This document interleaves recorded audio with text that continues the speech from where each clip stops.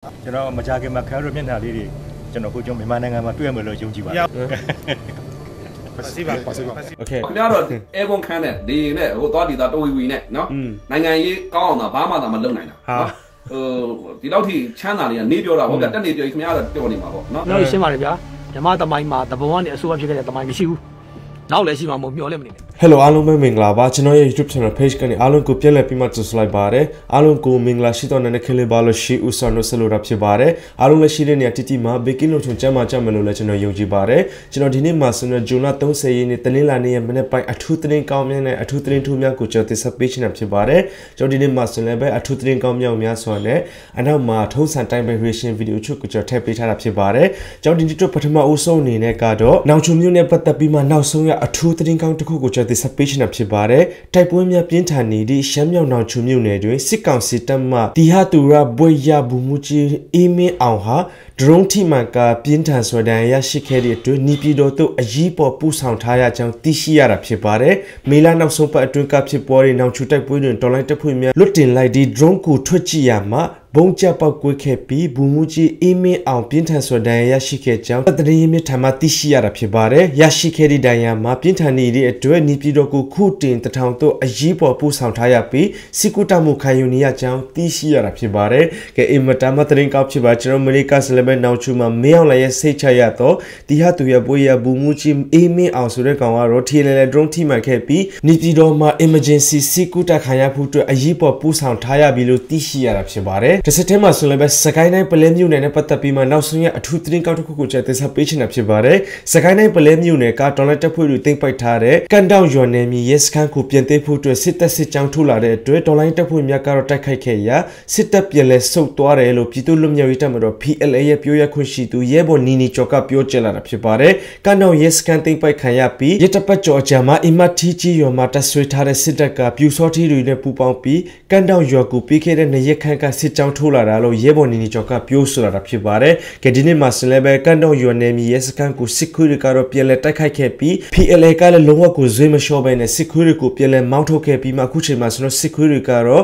စကိုင်းတိုင်းပလဲမြို့နယ်ကန်တောင်ရွာကနေခွေးပြူဝပြထွက်ပြေးကြတော့ပြီလို့သိရှိရတာဖြစ်ပါတယ်။ဒီစက်တင်ဘာဆလဲပဲ KNDF နဲ့ပတ်သက်ပြီးမှနောက်ဆုံးရအထူးသတင်းတစ်ခုကိုကျွန်တော်ဆက်ပေးချင်တာဖြစ်ပါတယ်။ရန်သူသတင်းပေးမဖြစ်ရေးရဲဘော်များစင်ချင်ရန်ဂရနီအမျိုးသားကာကွယ်ရေးတပ် KNDF ဒုတိယစစ်ဦးစီးချုပ်မောင်ဝီက၎င်း၏လူမှုကွန်ရက်မှာတစင်းယနေ့ကတတိပေးလိုက်တာဖြစ်ပါတယ်ရဲဘော်တို့မဖြီနဲ့တတိမလုံးနဲ့တတိမပေးမိစီနဲ့တတိဟုကောင်းစီဖြင့်ရန်သူဤမိတ်ဆွေရောင်ဆောင်တက်ပြီးဝတ်ဆုံဖို့ထမင်းဖို့နဲ့အခြားလူအပ်ဒီများကိုပန့်ဖို့ကစီယုံလေးရှိသည်ဟုရည်သားထားတာဖြစ်ပါတယ်ထိုအနေစိတ်ရင်းဖြင့်ပေးတော်တော်လိုင်းရဲ့အကျိုးကိုကြည့်သူများမှာချွန်းချက်ဖြစ်ကြောင်းလည်းအသိပေးသွားတာဖြစ်ပါတယ်ကဲမနေ့ကဆိုလည်းပဲရန်သူတတိပေးမဖြစ်ရေးရဲဘော်များအနေဖြင့်ပေါ့နော်စင်ချင်ပြီးမှနေတတ်ဖို့ဆိုပြီးမှ KNDF ဒုစစ်ဦးစီးချုပ်မာဝီကတော့တတိပေးလိုက်တယ်လို့သိရှိရတာဖြစ်ပါတယ်တစ်ဆက်တည်းမှာဆိုလည်းပဲကျွန်တော်စကိုင်းမြို့နယ်မင်းကွန်းတိုက်နယ်မှာတမတ်33နဲ့ပတ်သက်ပြီးမှနောက်ဆုံးရအထူးသတင်းကောင်းတစ်ခုကိုကျွန်တော်တင်ဆက်ပေးချင်တာဖြစ်ပါတယ်စကိုင်းမြို့နယ်မင်းကွန်းတိုက်နယ်မှာတိုက်ပွဲအပြင်းထန်ဖြစ်ပွားပြီးစစ်ကောင်စီရဲ့တမတ်33ကစစ်တပ်အများပြားတည်ဆုံခဲ့ပြီ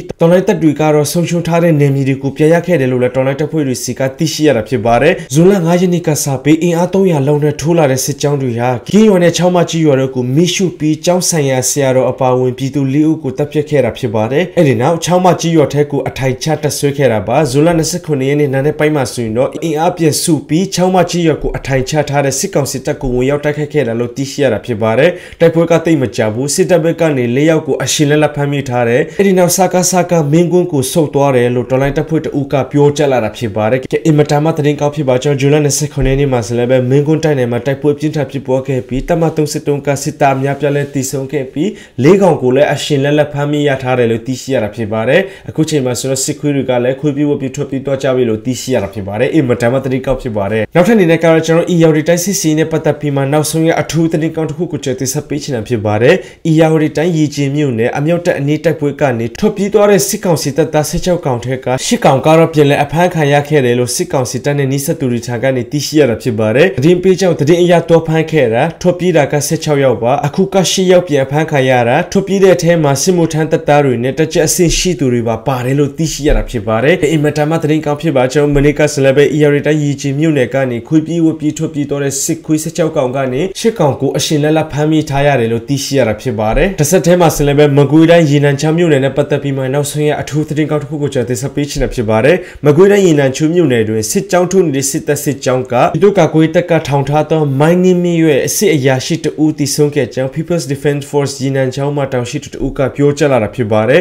ဇူလိုင်26ရက်နေ့နဲ့ပိုင်းချိုင်းကြီးရွာသို့စစ်ကြောင်းထိုးတွေဝင်ရောက်လာစဉ် PDF တပ်ဖွဲ့ကထောင်ထားသည့်မိုင်းများကိုနင်းမိခဲ့ကြောင်းမိုင်းပေါက်ကွဲမှုကြောင့်စစ်တပ်စစ်ကြောင်းမှအရာရှိတဦးကတော့တည်ဆုံးခဲ့ပြီးအများပြားလည်းထိခိုက်ဒဏ်ရာရရှိခဲ့ကြောင်းသိရှိရတာဖြစ်ပါတယ်။ကဲအင်မတန်မှသတင်းကောင်းဖြစ်ပါတယ်။မနေ့ကဆိုလည်းပဲမကွေးတိုင်းရေနံချောင်းမြို့နယ်တွင်စစ်ခွေးအရာရှိတကောင်ကတော့ PDF တွေတီထွင်ထားတဲ့မိုင်းတွေကိုနင်းမိပြီးမှမလကီယာဖြစ်သွားခဲ့တယ်လို့သိရှိရပြီးအများပြားလည်းဒဏ်ရာရရှိခဲ့တယ်လို့သိရှိရတာဖြစ်ပါတယ်။အင်မတန်မှသတင်းကောင်းဖြစ်ပါတယ်။တစ်ဆက်တည်းမှာဆိုလည်းပဲစကိုင်းတိုင်းအရာတော်မြို့နယ်နဲ့ပတ်သက်ပြီးမှနောက်ဆုံးရအထူးသတင်းကောင်းတစ်ခုကိုကျွန်တော်တင်ဆက်ပေးချင်တာဖြစ်ပါတယ်။စကိုင်းတိုင်းအရာတော်မြို့နယ်တလဲပါပြူစောတိရွာကိုကင်းပတ်နေသောအချမ်းပတ်စစ်ခွေးကောင်စီတပ်သားများကိုတိုက်ခိုက်ရာ6ကောင်ထက်မနည်းကတော့ဒဏ်ရာရှိခဲ့ကြောင်းငွေတွင် Revelation Force တပ်ဖွဲ့မှပြောဆိုလာတာဖြစ်ပါတယ်။အချမ်းပတ်စစ်ကောင်စီတပ်သားများဒီရွာအပြင်ဘက်တွင်ကင်းပတ်ရန်ထွက်လာစင်တော်လိုင်းတပ်ဖွဲ့များကကြက်ပြတ်တက်ခဲ့ခြင်းဖြစ်ကြောင်းသိရှိရတာဖြစ်ပါတယ်။ရင်းတိုက်ခိုက်မှုအတွင်းမှာအချမ်းပတ်စစ်ရှုံးကောင်စီတပ်သား6ကောင်ထက်မနည်းထိခိုက်ဒဏ်ရာရရှိကတော်လိုင်းရဲဘော်များအထိခိုက်မရှိဘဲပြန်လည်ဆုတ်ခွာနိုင်ခဲ့ကြောင်းသိရှိရတာဖြစ်ပါတယ်။အင်မတန်မှသတင်းကောင်းဖြစ်ပါကျွန်တော်ဒီနေ့မှာဆိုရင်ပဲစကိုင်းတိုင်းအရာတော်မြို့နယ်မှာစစ်ခွေး6ကောင်ထက်မနည်းကတော့ပြင်းထန်စွာဒဏ်ရာရရှိခဲ့တယ်လို့သိရှိရပြီး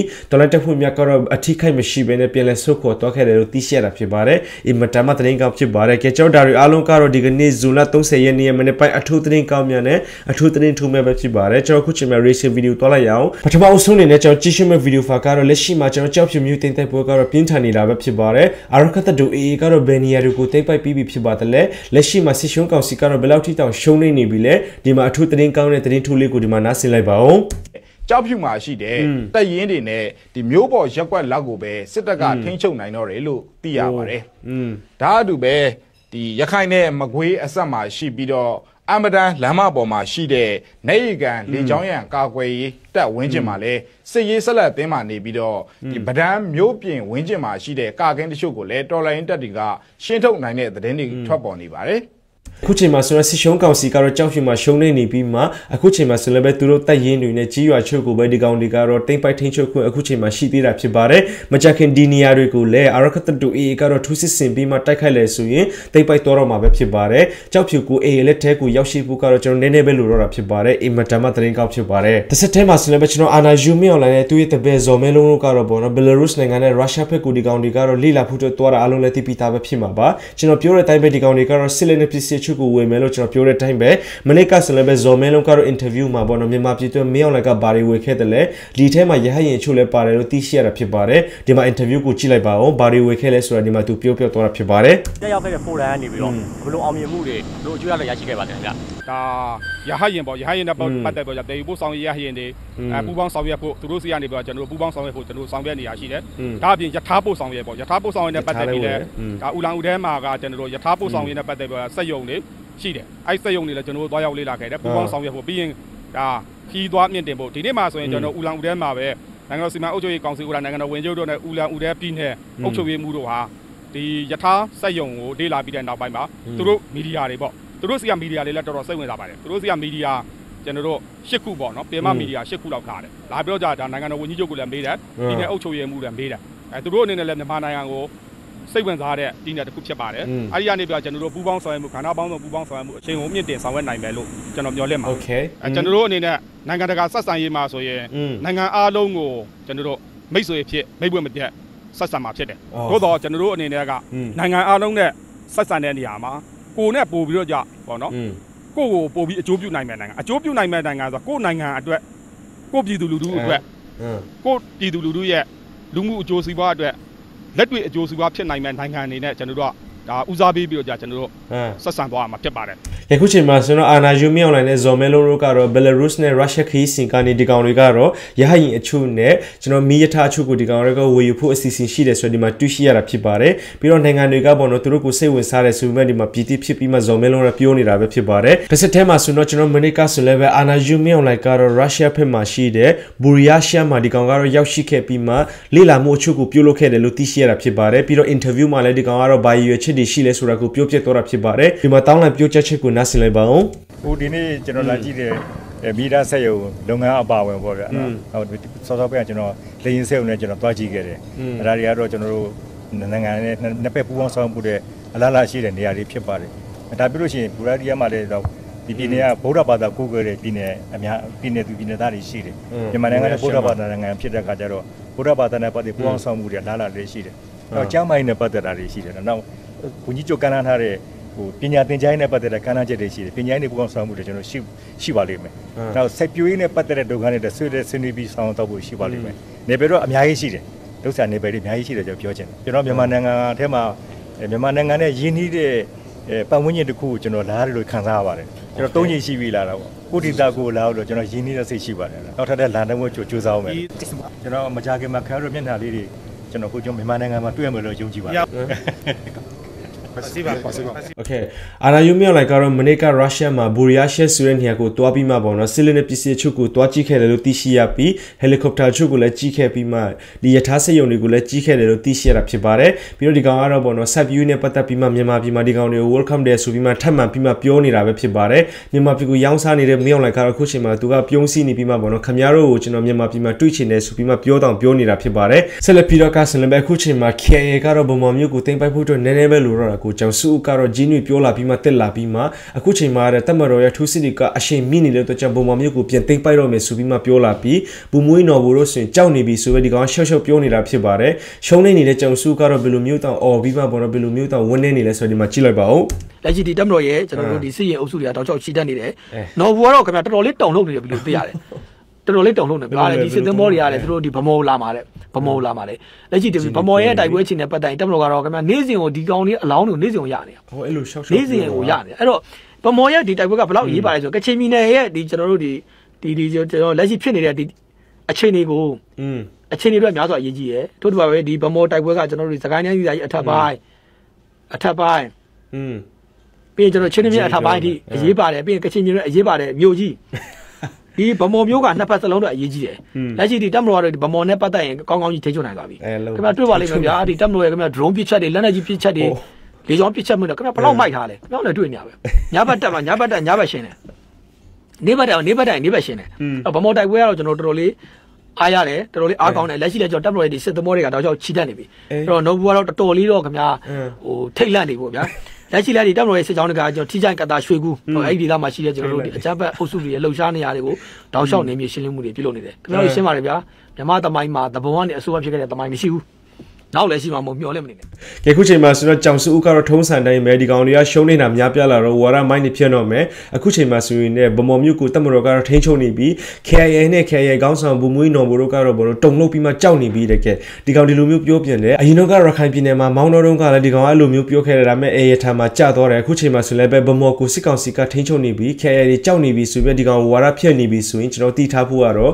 KIA ကတော့ကောင်းကောင်းကိုထိန်းချုပ်နေပြီးဆိုတာကိုတီးထားဖို့ပဲဖြစ်ပါတယ်စစ်ထဲမှာဆိုလည်းပဲဘောမပြောင်ကြီးကတော့ဖင်လန်နဲ့မနေ့က live လာပြီးမှမင်းလိုက်ကိုဒဲဆော်တော့ဖြစ်ပါတယ်မင်းလိုက်ရဲ့စီမံခန့်ခွဲမှုနဲ့ management တွေလုံးဝမကောင်းဘူးတကယ်လို့ဒါ management ကောင်းတယ်ဆိုရင်ကျွန်တော်ထိတ်ဆုံးမှာစစ်မှုထမ်းပါမယ်ဆိုရင်ဒီကောင်ကတော့စစ်မှုထမ်းဖို့ပြောချနေတာဖြစ်ပါတယ်ဒီကောင်ပောက်ခွက်ခေါင်းကြည့်လိုက်ပါဦးဘယ်လိုခေါ်မလဲဦးမင်းအောင်လိုင်းငါလည်းကာချုပ်ဘွားလည်းမစင်ဘူးမင်းတို့လည်းနေကြငါလည်းနေကြအော်ခင်ဗျားတော့အဲဘုံခန်းနဲ့ဒီနဲ့ဟိုသွားဒီသားတဝီဝီနဲ့နော်နိုင်ငံရေးကောင်းအောင်တာဘာမှသာမလုပ်နိုင်တာနော်ဒီလောက်ထိချမ်းသာလေးကနေပြောတာဟုတ်ကဲ့တက်နေပြောခင်ဗျားတော့ပြောနေမှာပေါ့နော်အောက်မှာတိုက်နေတဲ့သူတွေအားလုံးကဘယ်လိုလုပ်သွားပြီးတော့နေပြောတော့မှာလဲဟုတ်တယ်တာကြရင်စစ်တပ်မကောင်းဘူး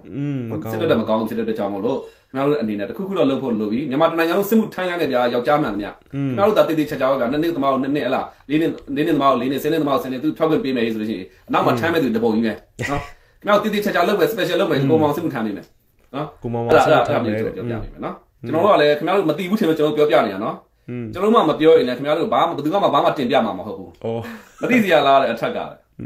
မသိလို့ဟောဗျာသိရင်တို့လည်းလုပ်ပေးမှာပေါ့စစ်တပ်ဆိုတာဥပဒေနဲ့စီကံနဲ့သွားခင်ဗျားတို့အဲ့လောက်ထိတော့ကျွန်တော်မပြောကြနဲ့ ကြီးနိုင်ငံရင်းမဲ့တော့ခင်ဗျားအဲ့ချိုးတွေပြင်အဲ့ချိုးတွေပြင်မှာခင်ဗျားတို့အခုဟိုရင်ကကျွန်တော်ပြောခဲ့ပြီးသွားတယ်ဟိုရင်ကဆိုကျွန်တော်နားလည်ပြီးလို့ရတာစစ်မှုထမ်းဥပဒေမှာမရှိတာဗျာနော်ဝင်တဲ့တွေအားလုံးကဒီလိုမျိုးချင်းနေကြုံတယ်အခုကဝင်နေပြီလေအများကြီးဝင်နေပြီဒီနော်တေချာချာလာလို့တေချာလို့ကိုမောင်ဝင်ထမ်းမိမယ်လို့ပြောပြီးသွားပြီမင်းတို့ဒီထက်အာမခံကြလည်းမရှိတော့ကဲလုံးဝကိုပေါ့နော်ဘောမတွေကတော့မင်းအောင်လိုက်ကိုအားမရတွေဖြစ်နေတာပဲဖြစ်ပါတယ်ဒီကောင်တွေရဲ့ပောက်ကွေးခန်းရအင်မတန်မှအားရဆရာပဲကောင်းပါတယ်တစ်ဆက်ထဲမှာဆိုလည်းပဲကြောင်မင်းမင်းကတော့မင်းညကတက်လာပြီးမှကျွန်တော်အမေတော်ဆန်းစုကြည်ကိုကောင်းကောင်းစီကူတာမှုမပေးခဲ့ဘူးဆိုတာတွေကဂျင်းတတိတွေပါဆိုပြီးတော့ဒီကောင်ဖြစ်ပိတ်ငင်းလာပြီးမှတမတော်ကတော့ဒီလိုမျိုးလုပ်ရက်တွေမလုပ်ပါဘူးဆိုပြီးတော့ဒီကောင်ကတော့ပေါ့နော်အမေစုကကျမ်းမာသေးပါတယ်ဆိုပြီးမှအမေစုကိုကောင်းကောင်းပြုစုပါတယ်ဆိုပြီးဂျင်းတွေပြောနေတာဖြစ်ပါတယ်ဒီကောင်ဘယ်လိုဖြစ်ပိတ်ငင်းလဲစစ်ကြည့်လိုက်ပါဦးဒေါ်ဆန်းစုကြည်ကိုအမှုတွေအများကြီးနေတာထောင်ရထည့်ထည့်လိုက်ပြီဒေါ်ဆန်းစုကြည်ကိုခင်ဗျားကလည်းပုံနဲ့ပြောရင်ခြေမွေးမိမလောင်လက်မွေးမိမလောင်နော်ဘာလဲဆိုဟိုလိုချင်တာအကုန်ရအောင်ပေးနေတာ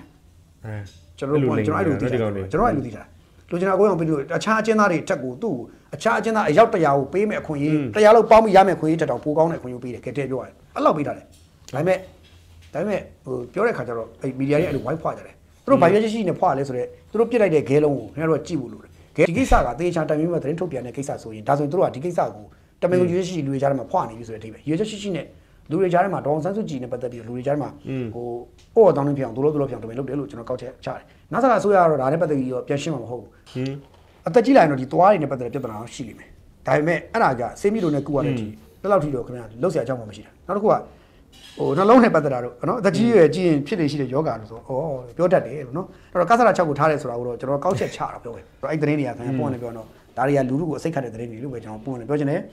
ကဲခုချိန်မှာဆိုတော့ကြောင်မင်းမရတော့ဘောနော်အမေစုကိုစစ်ရှုံးကောင်စီကကောင်းကောင်းစိကူတာမှုမပေးဘူးဆိုတဲ့အရာတွေကမဟုတ်ပါဘူးအမေစုကိုဘောနော်တမတော်ကတော့ကောင်းကောင်းကိုထိန်းချုပ်ထားပါတယ်ဆိုပြီးတော့ဒီကောင်တော့ပြင်ပိတ်ငင်းလာပြီးမှအဲ့ဒါတွေကတော့ကောလာဟာလာသတင်းတွေပါ fake news တွေပါဆိုတော့ဒီကောင်တော့ပြောနေတာဖြစ်ပါတယ်ဘာပဲဖြစ်ဖြစ် fake news ပဲဖြစ်ဖြစ်သတင်းမှန်ပဲဖြစ်ဖြစ်ပေါ့နော်လူနာတယောက်ကိုစိကူတာမှုပေးဖို့ကခင်ဗျားတို့တာဝန်လေးဆိုတာကိုကျွန်တော်မာလိုတာပဲဖြစ်ပါတယ်အဲ့တော့အမေစုအမြင်ဆုံးလွတ်နိုင်ပါစေလို့ပဲကျွန်တော်ဆုမွန်တောင်းပြီးမှပြောလိုတာဖြစ်ပါတယ်ကျွန်တော်ဒီနေ့ဗီဒီယိုကိုအစားကနေဆုံးဖြတ်ကြည့်ရှုပေးရတဲ့များလို့ကိုကျေးဇူးများတင်ပါတယ်ပရိသတ်များလို့ရှိတဲ့တီတီမှာဘေကင်းလုံးချုံကျမချမ်းသာကြပါစေလို့ဆုမွန်တောင်းပေးလေးနဲ့အားလုံးပဲ have good day ပါ take care ပါနော် see you in next video